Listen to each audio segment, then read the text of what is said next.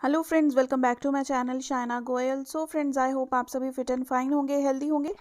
सो आज से देखिए हम जो पीएस टेट की सीडीपी की क्लासेस हैं, इसके जो सेशंस हैं, प्रीवियस ईयर्स पेपर्स का एनालिसिस, वो हम आज से स्टार्ट कर रहे हैं। सो फ्रेंड्स, वीडियो को कंप्लीट देखिएगा और अगर आप फर्स्ट टाइम मेरे चैनल पर विजिट कर रहे हैं तो इसे सब्सक्राइब कर ले और साथ ही में क्लिक कर दे बेल आइकन पर, ताकि मेरे आने वाली वीडियोज़ की नोटिफिकेशन आपको सबसे पहले मिल जाए। So starting with question number 1। और देखिए, ये जो आपके साथ मैं सीडीपी शेयर कर रही हूँ, ये दोनों लैंग्वेजेस में है, इंग्लिश में है और पंजाबी में भी। ठीक है, तो जिन बच्चों ने पंजाबी ऑप्ट किया है, आपके लिए भी आंसर्स आपके सामने हैं, तो आप भी यहीं से प्रिपरेशन जो है कर सकते हैं। सो फर्स्ट क्वेश्चन देखिए, you can see on your screen. According to the dash, the more you do something the better you are at it. यानी कि किस लॉ के अकॉर्डिंग ऐसा होता है कि जितना ज़्यादा आप उस चीज़ को करते हैं, उतने ज़्यादा आप उसमें बेहतर होते जाते हैं। ठीक है, तो वो क्या है? आपका लॉ ऑफ एक्सरसाइज। जितना हम किसी चीज़ को प्रैक्टिस करते हैं, ठीक है, मुहारत दा नेम इसको कहते हैं। जितना किसी चीज़ को हम प्रैक्टिस करेंगे, एक्सरसाइज करेंगे जिसमें, उतना ज़्यादा हम उस चीज़ में बेटर होते जाएंगे। ठीक है, सो ऑप्शन बी क्या है करेक्ट आंसर। क्वेश्चन 2 देखिए, the dash says we are motivated to gain rewards and avoid punishments. कौन सा लॉ कहता है? देखिए, मोटिवेशन में हमने ये किया है कि ऐसा कौन सा लॉ है जो कहता है कि हम या तो रिवॉर्ड्स की तरफ बढ़ते हैं, ठीक है, और पनिशमेंट को हम अवॉइड करना चाहते हैं। That is law of effect. क्योंकि लॉ ऑफ इफेक्ट में क्या होता है कि जब बच्चे कोई अच्छा काम करते हैं तो उसको रिवॉर्ड मिल जाता है, अगर वो कोई गलती करते हैं उसको पनिशमेंट मिल जाती है। तो इसीलिए लॉ ऑफ इफेक्ट होता है ये। ठीक है, यानी कि प्रभाव दे नेम अनुसार। सो ऑप्शन ए क्या है इसका करेक्ट आंसर। नेक्स्ट देखिए, question 3। The study of physical, social and mental aspects of ageing is called. अब जो एजिंग की बात है ना, एजिंग में जो फिजिकल, सोशल, मेंटल एस्पेक्ट्स होते हैं, ये किसके साथ, इसकी स्टडी को क्या कहते हैं? गेरोंटोलॉजी। ठीक है, यानी कि वृद्ध रोग विज्ञान। ठीक है, ये चीज़ आपने याद करनी है। सो नेक्स्ट क्वेश्चन की तरफ बढ़ते हैं, क्वेश्चन नंबर 4।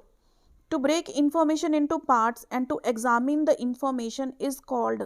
देखिए, हमने मेथड्स ऑफ टीचिंग भी किए हैं, जहाँ पर हमने किया है एनालाइज, सिंथेसाइज, ठीक है, इंडक्शन, डिडक्शन। तो इंफॉर्मेशन, एक बड़ी इंफॉर्मेशन है, मैथमेटिक्स का कोई बड़ा सम है, उसको हमने छोटे छोटे पार्ट्स में डिवाइड करके सॉल्व कर लिया, फिर उनको क्लब करके उसका आंसर निकाल दिया। तो इसको क्या कहते हैं? हम एनालाइज करना, यानी कि एक बड़ी इंफॉर्मेशन को ब्रेक करना पहले, ठीक है, इनटू पार्ट्स, ताकि हम उस चीज़ को एग्जामिन कर पाएँ। इसका आंसर क्या है? एनालाइजिंग, यानी कि विश्लेषण करना। ठीक है, क्लियर हो गई ये चीज़। नेक्स्ट क्वेश्चन देखिए, question number 5। Which of the following is not related to principles of growth and development. अब हमने जो प्रिंसिपल्स किए थे ग्रोथ एंड डेवलपमेंट में, वो क्या थे? प्रिंसिपल ऑफ कॉन्टिन्यूटी था डेफिनेटली, क्योंकि देखिए, निरंतरता द नेम, यानी डेवलपमेंट क्या होती है? कॉन्टिन्यूस होती है। ऐसे नहीं है कि एक स्टेज पर हो गई फिर रुक गई। डेवलपमेंट क्या है? मेंटल, सोशल, आपका other than physical aspect, other than भी नहीं कह सकते। ग्रोथ क्या है? बेसिकली डेवलपमेंट का ही एक पार्ट है। फिजिकल एस्पेक्ट ऑफ डेवलपमेंट, वो क्या होती है? ग्रोथ होती है। तो ये जो प्रिंसिपल है, प्रिंसिपल ऑफ इंटीग्रेशन, ये भी इसका एक प्रिंसिपल है। प्रिंसिपल ऑफ क्लासिफिकेशन, ये हमने प्रिंसिपल नहीं किया है। प्रिंसिपल ऑफ इंडिविजुअलिटी, ये भी एक प्रिंसिपल है, यानी कि व्यक्तिगतता द नेम, की हर बंदे का जो पढ़ने का ढंग है या फिर लाइफस्टाइल है, कुछ भी उसके सीखने का तरीका है, हर बंदे का अलग है, डिपेंडिंग अपॉन द हेरिडिटी, ठीक है, या फिर जो एनवायरनमेंट में वो रहता है, हर चीज़। कोई भी दो बंदे बिल्कुल आइडेंटिकल नहीं होते। कोई आइडेंटिकल ट्विंस जो होते हैं ना, जुड़वा बच्चे, वो भी किसी ना किसी तरह से अलग होते हैं एक दूसरे से। तो हर बंदे की इंडिविजुअलिटी होती है, तो ये भी हमने प्रिंसिपल किया था। ठीक है, तो हमारी ऑप्शन यहाँ पर आंसर करेक्ट क्या है? That is principle of classification, यानी कि वर्गीकरण द नेम। ठीक है, नेक्स्ट क्वेश्चन नंबर 6।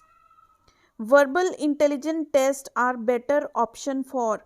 अब जो वर्बल इंटेलिजेंस टेस्ट होते हैं, यानी कि मौखिक बुद्धि दी परख किस ਲਈ बेहतर विकल्प होती है? ये किस लिए होता है? फॉर द लिटरेट पर्सन्स, जो पढ़े लिखे पर्सन्स हैं, ठीक है, उनके लिए ये बेटर ऑप्शन होती है। सो ऑप्शन ए क्या है हमारा करेक्ट आंसर। नेक्स्ट देखिए, लर्निंग डिसेबिलिटीज़ में occur due to all of the following except. अब लर्निंग डिसेबिलिटीज़ हमने की थी, वो किसके कारण होती है? इन्होंने पूछा है, नॉट वाला फंडा आ गया यहाँ पर। मैंने बोला था ना आपको कि नॉट वाले जो क्वेश्चंस होते हैं वहाँ पे बच्चे कंफ्यूज होते हैं। तो यहाँ पे हमने देखना है कि लर्निंग डिसेबिलिटी, ठीक है, जिसके कारण होती है, इनमें से कौन सा रीज़न है जिसके कारण वो नहीं होती है? ठीक है, नहीं वाली ऑप्शन हमने चूज करनी है। सो फर्स्ट है the teachers way of teaching. हम इसकी बाकी ऑप्शंस भी देख लेते हैं। सेकंड ऑप्शन क्या है? Mental retardation. अब मेंटल रिटार्डेशन के कारण जो है लर्निंग डिसेबिलिटी डेफिनेटली होती है, ठीक है। Prenatal use of alcohol, इसके कारण भी होती है, यानी कि अगर, ठीक है, मदर जो है प्री नेटल कंडीशन में, जब बच्चा मदर की वॉर्म में होता है, ठीक है, जन्म से पहले की बात हम करते हैं, तो तब अगर मदर जो है एल्कोहल की कंजप्शन उसमें ज़्यादा हो जाती है तो लर्निंग डिसेबिलिटी बच्चे में हो जाती है, ठीक है। Then is meningitis during infancy. तो ये वाली कंडीशन में भी क्या होता है कि लर्निंग डिसेबिलिटी होती है। सो ऑप्शन ए ही क्या है इसका correct answer, that is the teachers way of teaching. Teacher जिस तरह से टीच करते हैं वहाँ पर लर्निंग डिसेबिलिटी नहीं होती, ठीक है। लर्निंग में प्रॉब्लम हो सकती है, लर्निंग में कोई कम लर्निंग हो गई, ज़्यादा इफेक्टिव लर्निंग हो सकती है, लेकिन डिसेबिलिटी नहीं होती है कहीं भी, ठीक है। सो ऑप्शन ए क्या है करेक्ट आंसर, यानी कि अध्यापन विधि कारण, ठीक है। क्लियर हो गई ये चीज़? बड़े नेक्स्ट क्वेश्चन की तरफ। नेक्स्ट है हमारा question number 8। Which one of the following is the affair of learning, यानी कि लर्निंग का अफेयर कौन सा है, लर्निंग का मामला कौन सा है, ठीक है। लर्निंग कैसे होती है? सबसे पहले देखिए है नेचुरल लर्निंग कब होती है? जब बच्चा अपने इंटरेस्ट से कुछ भी सीखता है तो वहाँ पे लर्निंग होती है। देन पर्सनल लर्निंग होती है, जो बच्चा खुद से सीखता है, ठीक है, ऐसे नहीं है कि किसी की हेल्प से सीखता है, पर्सनल लर्निंग वो होती है। देन इज सोशल लर्निंग, जो बच्चा सोसाइटी में रहकर दूसरों को देख कर सीखता है। तो तीनों क्या है अफेयर्स ऑफ लर्निंग। सो इस क्वेश्चन का करेक्ट आंसर क्या है? ऑल ऑफ द अबव, ठीक है। ऑप्शन डी क्या है हमारा यहाँ पर करेक्ट आंसर। बच्चा नेचुरली सीखता है, पर्सनल सिचुएशंस में सीखता है, एंड सोशली यानी कि सामाजिक तरीके से भी सीखता है। सो डी ऑप्शन क्या है करेक्ट आंसर। देन क्या कह सकते हैं क्वेश्चन नंबर 9 में, inclusion of children with special needs is an unrealistic goal, या फिर is determined to children without disabilities, या फिर will increase the burden on schools. ये तो देखिए जो नेगेटिव पॉइंट होते हैं ना उसको पहले ही सोचो कि इनको तो देखना ही नहीं है। अनरियलिस्टिक गोल ये भी नेगेटिव पॉइंट है, ठीक है। Determined to children without disabilities ये भी एक तरह से नेगेटिव पॉइंट है। Requires a change in attitude, a content and approach to teaching.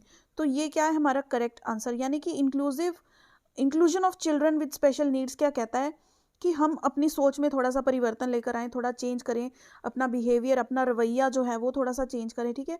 जिस तरह का कंटेंट स्कूल में पढ़ाया जाता है उसमें चेंजेस होने चाहिए ताकि सभी बच्चे पढ़ पाएँ, ठीक है। अगर हम इंक्लूजन कर रहे हैं तो सभी के लिए सूटेबल कंटेंट हो, ठीक है, और टीचिंग की अप्रोचेस भी चेंज हो। जैसे बच्चे को किसी को देखने में प्रॉब्लम है, ठीक है, तो उसके लिए थोड़ा वर्बल लेक्चर्स ज़्यादा हो सकते हैं, ठीक है। टीचर्स बोलकर समझाएं, प्रेजेंटेशंस के थ्रू, डेमो के थ्रू, अलग अलग वे ऑफ टीचिंग होने चाहिए, ठीक है। इसमें क्या होता है ऑप्शन डी हमारा क्या हो जाएगा correct answer. Next question number 10, the cephalocaudal principle to development explains how development proceeds from. देखिए हमने किए थे सिफेलोकॉर्डल था एक प्रॉक्सिमोडिस्टल प्रिंसिपल, ठीक है। तो सिफेलोकॉर्डल, सी फॉर सिफेलो, सी फॉर सिर, बस आप ऐसे याद रखो, ठीक है। सिर तो पैरावल, यानी कि सिफेलोकॉर्डल स और सिर का स, ठीक है। तो हेड टू टो इसका क्या है करेक्ट आंसर। बिल्कुल हेड से बच्चे की डेवलपमेंट स्टार्ट होती है, फिर वो टो की तरफ बढ़ती है। और प्रॉक्सिमोडिस्टल में क्या था, फ्रॉम हार्ट टू हैंड, यानी कि अंदर से लेकर बाहर तक, ठीक है। इस तरह से बच्चे की डेवलपमेंट होती है। क्लियर हो गई ये चीज़? नेक्स्ट क्वेश्चन नंबर 11 देखिए, the most important factor influence human intelligence is. Her person की इंटेलिजेंस को हमने स्टार्टिंग में ही, अगर आपने सीडीपी की सीरीज कंप्लीट अटेंड की है, ठीक है, तो वहाँ पे हमने स्टार्टिंग में ही बातें की हैं ये सारी वीडियोस में कि हेरिडिटी एंड एनवायरनमेंट दोनों ऐसे फैक्टर्स हैं जो बंदे की डेवलपमेंट में या फिर उसकी इंटेलिजेंस में दोनों का इक्वल ना सही, लेकिन दोनों का ही रोल बहुत इंपॉर्टेंट होता है, ठीक है। बच्चे पेरेंट्स से अपने हेरिडिटी ट्रेड्स लेते हैं, लेकिन सोसाइटी से, जिस कल्चर में वो रहते हैं, या फिर अदर देन हेरिडिटरी दुनिया में जो भी चीज़ है वो सब क्या है, एनवायरमेंट। सो ऑप्शन सी हमारा क्या होगा इसका करेक्ट आंसर, यानी कि बोथ हेरिडिटी एंड एनवायरमेंट, ठीक है, विरसा अते वातावरण, ठीक है, दोनों ही हमारे क्या हैं करेक्ट। सो ऑप्शन सी क्या होगा करेक्ट आंसर। देखिए फ्रेंड्स, सीडीपी की हमने सारे सेशंस अपने जो हैं सिलेबस के अकॉर्डिंग कंप्लीट किए हैं, तो उसका लिंक मैं आपको इसी वीडियो की डिस्क्रिप्शन में दे दूंगी, तो वो आप डेफिनेटली चेक कीजिए, क्योंकि सीरीज़ है कंप्लीट सिलेबस के अकॉर्डिंग वो बनी हुई है, और आपको उसमें हर तरह के क्वेश्चंस भी डिटेल में देखने को मिलेंगे। जो हम डिस्कशन करते हैं टॉपिक की, साथ ही में उसके एमसीक्यूज भी उसमें डिस्कस किए हैं, तो बहुत हेल्पफुल होगा अगर आपने अपने कंसेप्ट जो हैं सीडीपी के क्लियर करने हैं। नेक्स्ट देखिए क्वेश्चन नंबर 12 क्या है। Generally the baby expresses smiling emotion when its face और चीक्स आर टच्ड जेंटली, ठीक है। जब बच्चे, छोटे बच्चे की हम फेस या फिर उसके चीक्स पर टच करते हैं, वो एकदम से स्माइल कर देता है ना, हंस देता है, क्यों होता है, that is due to the reflex action, ठीक है, यानी कि प्रतिक्रिया वजों। तो इसका आंसर क्या है, ऑप्शन ए। ना तो इमोशनल रिएक्शंस होगा, अब इतने छोटे बच्चे के कोई इमोशनल रिएक्शंस नहीं होते, डिस्प्ले ऑफ गुड गेस्चर्स ये भी नहीं होता, और कंडीशनिंग भी नहीं होती। सो ऑप्शन ए क्या है हमारा correct answer. Next question number 13 देखिए।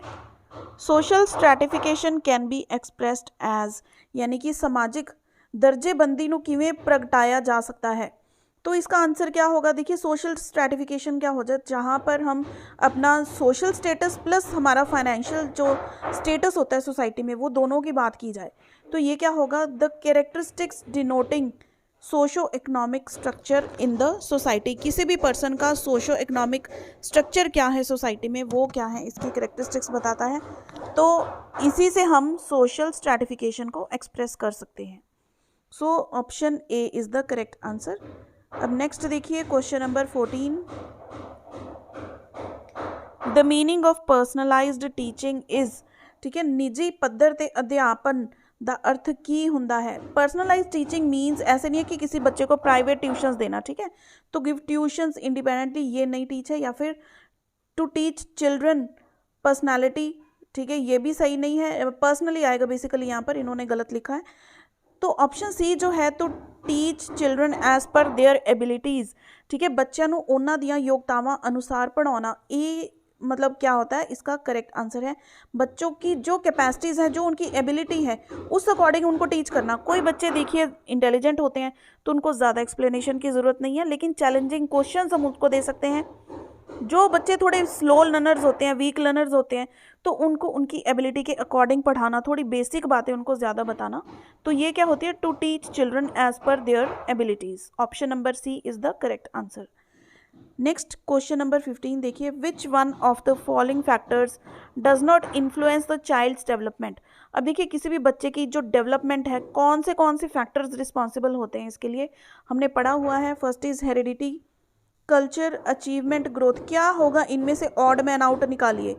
देखिए हेरिडिटी का इन्फ्लुएंस होता है बच्चे की डेवलपमेंट पर नेचुरली, कल्चर का इन्फ्लुएंस होता है, जो बच्चा जिस कल्चर में से आया है वो उस पर इफेक्ट करेगा, and then is the growth में तो डेफिनेटली उसका इफेक्ट पड़ता है बच्चे की डेवलपमेंट पर, क्योंकि ग्रोथ क्या है, is physical aspect of development, ठीक है। तो जो ऑड मैन आउट है, यानी कि हमारी करेक्ट ऑप्शन इसका आंसर क्या है, अचीवमेंट, यानी कि प्राप्ति। बच्चे की डेवलपमेंट पर कोई भी अचीवमेंट होती है उसका इतना प्रभाव नहीं पड़ता है, ठीक है, ये फैक्टर इन्फ्लुएंस नहीं करता है, लेकिन हेरिडिटी, कल्चर एंड ग्रोथ, ये तीनों फैक्टर्स क्या है, इन्फ्लुएंस करते हैं। सो ऑप्शन सी क्या है हमारा करेक्ट आंसर। नेक्स्ट देखिए question number 16। Inclusion of children with special needs. अब इंक्लूजन ऑफ चिल्ड्रन मीन्स समावेशी शिक्षा की बात आ गई है यहाँ पर, इंक्लूसिव एजुकेशन, ये क्या है, एक अनरियलिस्टिक गोल है, ठीक है, ये तो नेगेटिव पॉइंट आ गई, ये सही नहीं होगा। Is detrimental to children without disabilities, ये भी नहीं होगा। Will increase burden on schools, ये फिर से नेगेटिव पॉइंट आ गया। Requires a change in attitude, content and approach to teaching, ये क्वेश्चन आई थिंक हम पहले भी कर चुके हैं। तो इसमें क्या है, बेसिकली हमारे एटीट्यूड में चेंज चाहिए, जो चीज़ स्कूल में पढ़ाई जाती है उस कंटेंट में चेंज चाहिए, ठीक है। फॉर एग्जांपल कोई भी डेफ है, डम्ब है, या फिर किसी को स्पेशल नीड चाहिए, तो हर बच्चा पढ़ाई में पीछे ना रहे, उसको हर फैसिलिटी अवेलेबल हो, और टीचर्स जो पढ़ाएं उनको समझ में भी आए, इस तरह की अप्रोच टीचर्स फॉलो करें। ठीक है, सो ऑप्शन डी क्या हो जाएगा करेक्ट आंसर। नेक्स्ट देखिए question number 17, a child with hearing impairment. ठीक है, ਜਿਹੜੇ ਬੱਚੇ ਨੂੰ ਆਪਾਂ ਕਹਿ ਦਿੰਦੇ ਆ ਕਿ ਸੁਣਨ ਦੇ ਪੱਖੋਂ ਅਪੰਗ ਬੱਚਾ, ठीक है, जिसको सुनने में कोई प्रॉब्लम है, ठीक है, हियरिंग इम्पेयरमेंट है, उसके लिए ऑप्शन देखिए कौन सी सही है, should be sent only to a school for the hearing impaired and not for regular school. ये फिर नेगेटिव पॉइंट आ गया, क्यों, रेगुलर स्कूल भी तो जाना चाहिए ना उस बच्चे को। Will not benefit from academic education, फिर नेगेटिव पॉइंट आ गया। then can do a very well in a regular school if suitable facilitation and resources are provided। ये कुछ मतलब रिकमेंडेबल बात हुई ना कि बच्चा परफॉर्म अच्छा कर सकता है, लेकिन उसको उस तरह के अगर रिसोर्सेज मिले, टीचर्स उस तरह से उसको पढ़ाएं, ठीक है, फैसिलिटेशन हो, रिसोर्सेज प्रोवाइड की जाएं, तो वो बच्चा डेफिनेटली अच्छा अटेम्प्ट कर सकता है। सिर्फ बच्चे की कोई भी एक इम्पेयरमेंट उसको आगे बढ़ने से या फिर अच्छा परफॉर्म करने से नहीं रोक सकती है, बजाय इसके उसको अच्छी अपॉर्चुनिटीज़ दो, अच्छा एनवायरनमेंट दो, ठीक है, रिसोर्सेज प्रोवाइड करो ताकि वो दूसरे बच्चों के साथ मिलकर पढ़ सके। सो ऑप्शन सी क्या है करेक्ट आंसर, यानी कि ਸਧਾਰਨ ਸਕੂਲ ਵਿੱਚ ਚੱਲ ਸਕਦਾ ਹੈ ਜੇ ਢੁਕਵੀਆਂ ਸਹੂਲਤਾਂ ਅਤੇ ਸਰੋਤ ਪ੍ਰਦਾਨ ਕੀਤੇ ਜਾਣ ਉਸ ਬੱਚੇ ਨੂੰ। नेक्स्ट क्वेश्चन नंबर 18 देखिए, which of the following is characteristic of a gifted learner. Gifted learner की जो करेक्टरिस्टिक्स क्या हैं, he gets aggressive and frustrated, he can feel understimulated and bored if the class activities are not challenging enough, या फिर he is highly temperamental, he engages in ritualistic behaviour like hand flapping, rocking etcetera. अब देखिए जो option B है वो under stimulated या फिर bore feel करता है। जो गिफ्टेड बच्चा होता है ना, जिसको हम कहते हैं कि होनहार बच्चे, ठीक है, जो गिफ्टेड होते हैं, जिनको समझ लीजिए तीसरी आंख हम कहते हैं कि मतलब बहुत जल्दी चीज़ों को समझ जाते हैं, उनको ज़्यादा एक्सप्लेन करने की ज़रूरत नहीं है, ठीक है, इंटेलिजेंट टाइप होते हैं, तो वो बोर हो जाते हैं क्लास में अगर वो चैलेंजिंग एनवायरनमेंट ना हो। और जो तो देखिए थोड़े से स्लो लर्नर्स होते हैं, उनके लिए कंसेप्ट अगर टीचर समझा रहे हैं तो गिफ्टेड बच्चे उस टाइम पर बोर फील करेंगे, क्योंकि वो चीज़ें वो एक बार में ही समझ गए, लेकिन जो दूसरे बच्चे हैं उनको वो ज़्यादा एग्जाम्पल्स देकर समझाना पड़ता है। तो ऑप्शन बी क्या है हमारी करेक्ट आंसर। ठीक है, चैलेंजिंग एनवायरनमेंट होना चाहिए गिफ्टेड स्टूडेंट्स के लिए। ठीक है, ये चीज़ क्लियर होगी, ये क्वेश्चन बहुत इंपॉर्टेंट है गिफ्टेड लर्नर का। नेक्स्ट देखिए question number 19, a few students in your class are exceptionally bright. बहुत ब्राइट स्टूडेंट्स हैं, इंटेलिजेंट स्टूडेंट्स इनको हम बोलते हैं, जिनका IQ लेवल, ठीक है, 130 प्लस हम कह सकते हैं। तो उनको हम कैसे टीच करेंगे, along with the class, along with the higher class, या फिर बाय यूजिंग एनरिच्ड प्रोग्राम्स, या फिर only when they want.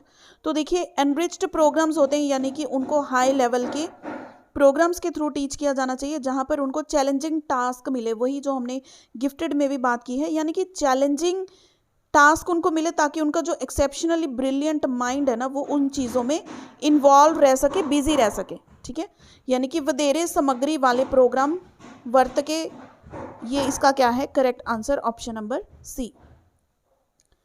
So next देखिए क्वेश्चन नंबर 20 है हमारे पास, अ प्रॉब्लम चाइल्ड इज, समस्यावां वाला बिगड़िया बच्चा कौन होता है। ठीक है, या मुझे कमेंट करके बताइए कि ऐसा बच्चा कौन सा होता है। तो क्या वो बच्चा, उसको फिजिकल प्रॉब्लम्स होती हैं कोई, या फिर उसका IQ लेवल है जो उसमें कोई उसको प्रॉब्लम है, या फिर कोई हेरिडिटरी प्रॉब्लम है, या फिर वो बच्चा पेरेंट्स के लाड प्यार में बिगड़ा हुआ होता है। तो समस्या वाला बिगड़िया बच्चा कौन होता है, जिहड़ा लाड लड़ाउण वाले सरप्रस्ता कारण, यानी कि जो पेरेंट्स अपने बच्चों को ज़्यादा ही पैम्पर्ड रखते हैं ना, कि ओ हो तुम्हें चोट ना लग जाए, है ना, कि ये तो हमारे लिए बहुत ज़्यादा स्पेशल है, तो स्कूल में जाकर भी वो ऐसे कहेगा कि मेरे से स्पेशल तो कोई है ही नहीं, लेकिन उसको तो कोई पूछता भी नहीं है। तो पैम्पर्ड गार्डियंस के कारण जो बच्चा होता है, अ problem child is pampering guardians. ठीक है, सो ऑप्शन ए क्या है हमारा correct answer. Next question number 21 देखिए, और देखिए ये जो आपको बैकग्राउंड में थोड़ी नॉइज़ डिस्टर्बेंस हो रही है, थोड़ा रेनोवेशन का काम चल रहा है, तो इसके कारण हम अपना सेशन स्टॉप नहीं कर सकते हैं, the study must go on, तो उसके लिए आई एम सॉरी। तो देखिए अब नेक्स्ट हम मूव ऑन करते हैं क्वेश्चन नंबर 21 पर, which from the following should be used to decrease minor inappropriate behaviour. अगर बच्चा कोई माइनर इनएप्रोप्रिएट बिहेवियर शो करता है क्लास में, तो उसको कैसे हम रिड्यूस कर सकते हैं। ठीक है, डिक्रीज कैसे किया जा सकता है, बच्चे की प्रेज करके, अरे जो अनएप्रोप्रिएट बिहेवियर शो करता है उसको प्रेज तो करेंगे नहीं, ठीक है, उसको रिवॉर्ड देंगे क्या, या फिर उसके साथ स्ट्रिक्ट होंगे, या फिर उस चीज़ को इग्नोर करेंगे। देखिए जो माइनर चीज़ें क्लास में एक्टिविटीज़ होती है ना, उनको इग्नोर करना पड़ता है। ऐसे नहीं है कि हर चीज़ को, हर बात को टीचर्स मुद्दा बना ले, ठीक है, तो इग्नोरेंस ज़रूरी है। सो ऑप्शन डी क्या है यहाँ पर करेक्ट आंसर, यानी कि नज़रअंदाज करन नाल। नेक्स्ट क्वेश्चन नंबर 22 देखिए। नेक्स्ट देखिए question number 22, the conclusion of a deductive argument is. देखिए जो डिडक्टिव आर्ग्यूमेंट होता है ये इसका कंक्लूजन पर हम कैसे पहुंचते हैं, हमारे पास प्रिसाइज स्टेटमेंट्स होती हैं, ठीक है, इसलिए हम इसके कंक्लूजन तक पहुंचते हैं। और जो इसका कंक्लूजन होता है वो क्या होता है, बिल्कुल सर्टेन होता है, स्पष्ट होता है, निश्चित होता है, ठीक है, जिसको हम जुटला नहीं सकते।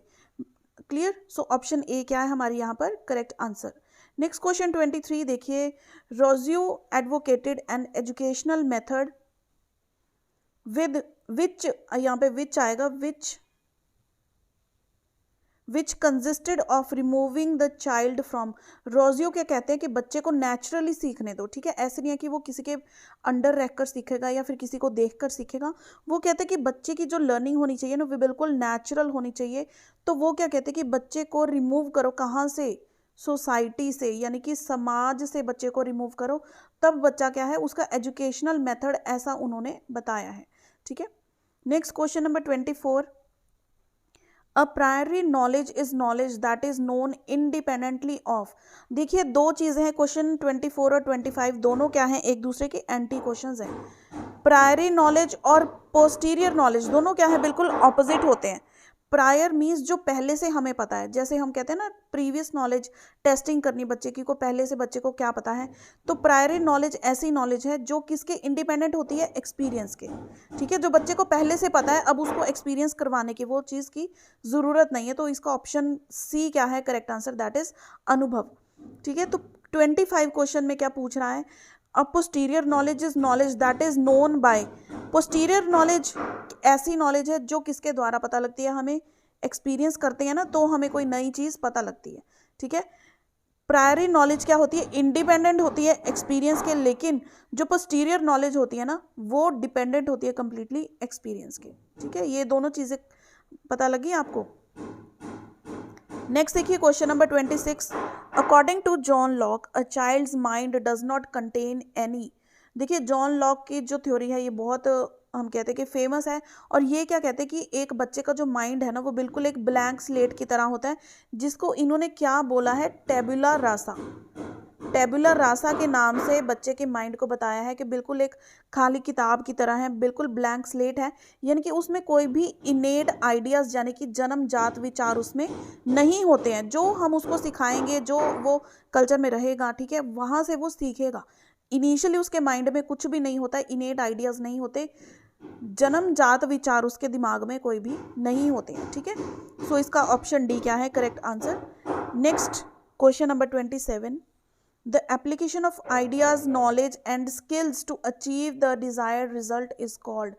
अगर हमारे पास जो भी हमारे आइडियाज़ हैं या जो हमारी नॉलेज है, हम स्किल्स हैं, इन सभी चीज़ों को मिलाकर हम किसी चीज़ के रिजल्ट की, निष्कर्ष की तरफ है ना हम निकलते हैं, तो उस चीज़ को क्या कहते हैं, उसको हम कहते हैं प्रॉब्लम सॉल्विंग, यानी कि समस्या का समाधान करना। किसी भी चीज़ को हम सॉल्व करते हैं उसके लिए क्या चीज़ हमें ज़रूरत होती है, एक तो हमारा जो हमें नॉलेज है, ठीक है, हमारा आइडियाज़ हैं, और अपने स्किल्स हम लगा देते हैं ताकि हम किसी चीज़ का सोल्यूशन निकाल पाएँ, यानी कि किसी प्रॉब्लम का सोल्यूशन निकाल पाएँ। सो ऑप्शन बी क्या है correct answer. Next question number 28, according to Robert Sternberg the 3 different types of required intelligence for creativity are. क्या होंगे 3 इसके जो टाइप्स हैं, एनालिटिकल, क्रिटिकल एंड प्रैक्टिकल। देखिए क्रिटिकल नहीं आएगा यहाँ पर, ठीक है, ये क्रिएटिव आएगा। क्या आएगा, क्रिएटिव आएगा इसकी ऑप्शन, क्योंकि ऑप्शन ए ही करेक्ट है। इसमें 3 डिफरेंट टाइप्स होती हैं रिक्वायर्ड इंटेलिजेंस फॉर क्रिएटिविटी, वो है एनालिटिकल, क्रिएटिव एंड प्रैक्टिकल, ठीक है। तो यहाँ पर भी आप ये देख सकते हैं, विश्लेषणी आलोचनात्मक की जगह आपकी यहाँ पर कौन सी आ जाएगी, सृजनात्मक, ठीक है, सृजनात्मक अते विहारक। सो ऑप्शन ए क्या होगी यहाँ पर करेक्ट आंसर। ठीक है, पता लग गया आप लोगों को। यहाँ पर ये ऑप्शन इन्होंने गलत लिखी हुई थी, ये करेक्शन है इसमें। नेक्स्ट देखिए क्वेश्चन नंबर 29 है हमारे पास। Question number 29, the connection between stimulus and response is called. अब stimulus and response conditioning theory जो है, ठीक है, स्टिमुलस होगा, कोई चीज़ हमें मोटिवेट करेगी, इंटरनल मोटिवेशन, एक्सटर्नल मोटिवेशन, तो हम एक्शन करेंगे। ठीक है, स्टिमुलस रिस्पॉन्स, जितना स्ट्रॉन्ग स्टिमुलस होगा उतना ही इफेक्टिव हमारा रिस्पॉन्स होगा।